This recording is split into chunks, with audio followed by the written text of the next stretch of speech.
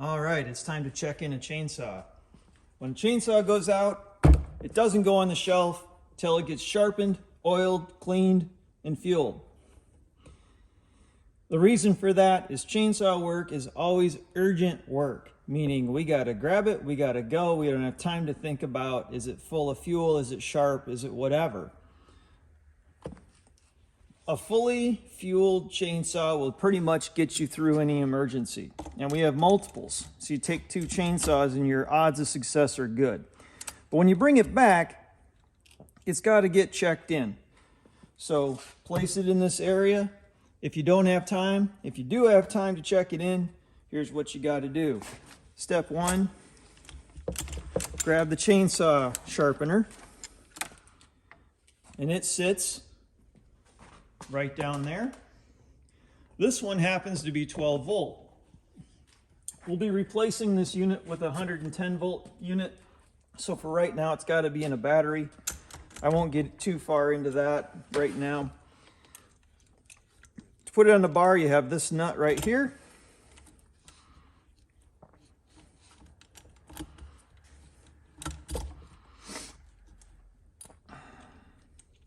This little piece of metal, you want it to drop right behind one of the cutting teeth. You want these 2 other little pieces of metal right here to hold the chain. And you can just turn these by hand, just make them snug. If you tighten them down, the chain won't move. So I leave those fingered tight. If you can pull the chain ahead and it takes it to the next tooth, perfect. All right. Now I got to set my cutter height. That's this knob on the back. And you just want to lift it up off the bar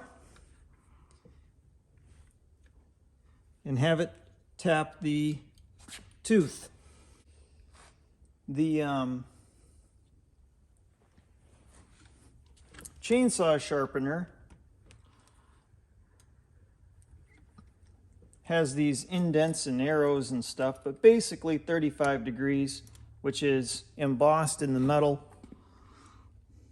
is what you're looking for. 35 degrees one side, 35 degrees the other side.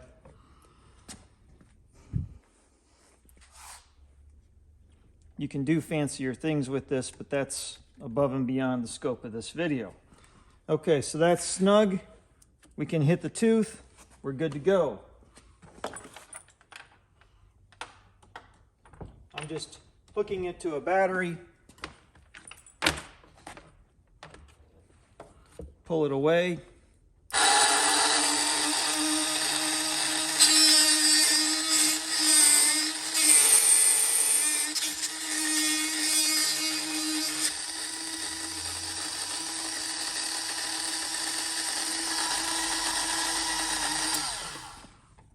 You want to mark your start and stop tooth. Now this tooth, these teeth, they're usually pretty dirty, so you can tell, but it's way easier if you take a Sharpie and mark your starting tooth. So I think I need to go a little higher. Now this chain is just about shot, so normally you would rest your tooth against this piece right here and sharpen, but because this chain is so worn out, there's not a lot of the teeth left, and that's okay. We use this, you can use these chains till the teeth are gone. Once you're missing more than 2 or 3 teeth, it's really time to replace it. I'm sure a true chainsaw aficionado would disagree, but we're using this to cut garbage. I mean, literally garbage. Shipping pallets, rotten wood, telephone poles, nasty stuff. So we don't really care about the chain. This needs to slide back and forth smoothly, and it doesn't like to, so I'm going to take the cutting oil from the drill press. Just give it a little bit of the magic sauce.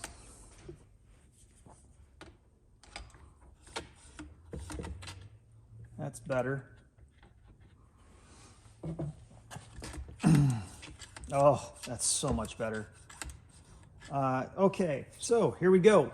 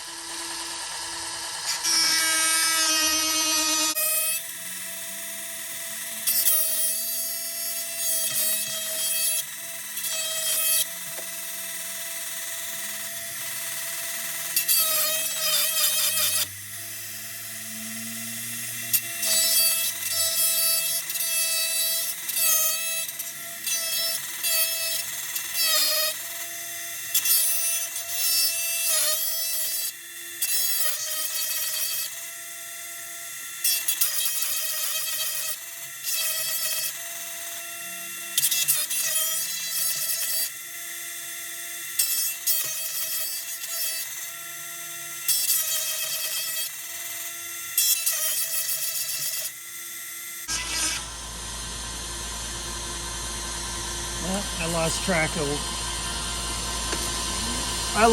of where I started. I can tell because I see shiny teeth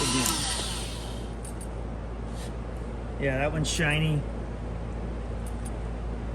So either marker or shiny teeth, both methods work. Now I need to do the other side. So I'm going to loosen this wing nut, take it over to the 35-degree marker.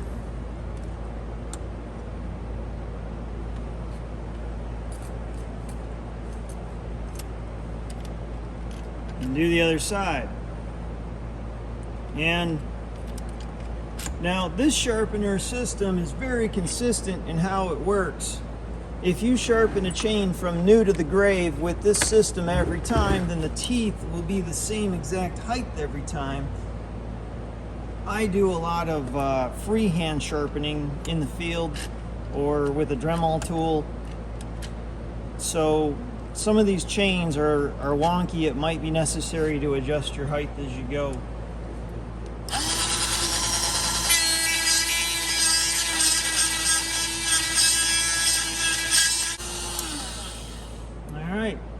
Loosen these, loosen this, and the chain is now sharp. Next, we need to clean the saw. Mean wash and wax.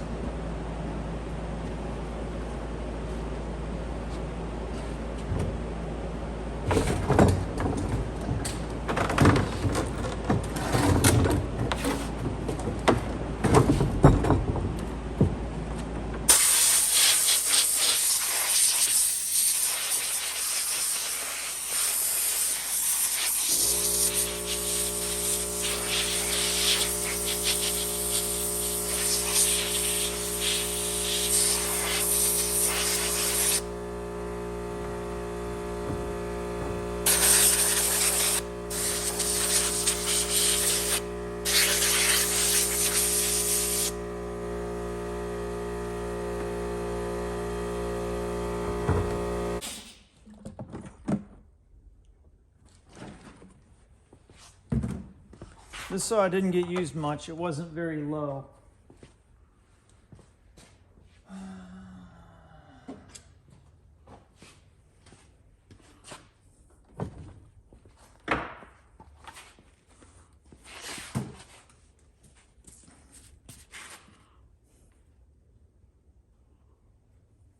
We fill them, we sharpen them every time so they're good to go. Probably the first thing I should have done, but better late than never, is to make sure your chain tension is good. So we can pull out the tooth we're pulling on and the next two links. That's perfect. If it's too loose, if it's dangling down a little bit when it's sitting here, then the next time you go to use the saw, when it gets hot, the chain could fly off the bar. One last trick, one last thing these saws can use is to grease the bar tip. Now, we have mostly Echo chainsaws. We do have one Stihl. The Stihl does not have the greasable bar tip, but the other saws do. Doesn't take much.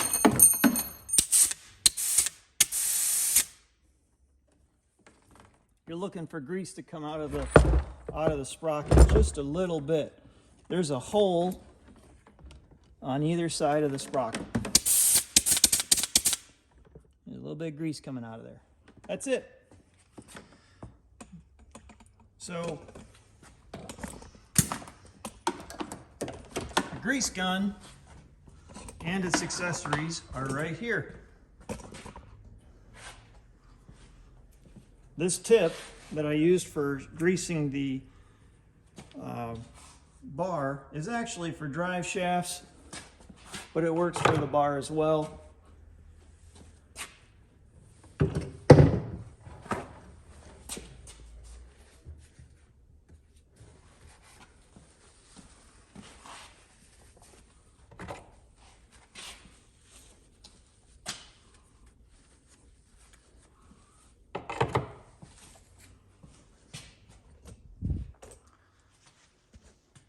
now that chainsaw is ready to be put away.